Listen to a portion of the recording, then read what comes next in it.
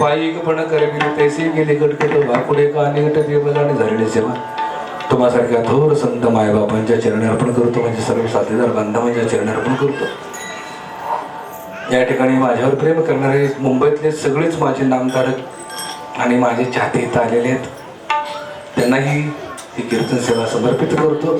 शेवटी माझे सद्गुरू जनार्दन महाराज वसंत गडकर यांच्या चरणी अर्पण करतो. या ठिकाणी सेवेला पूर्ण विराम देतो. विठ्ठल जय जय विठ्ठल.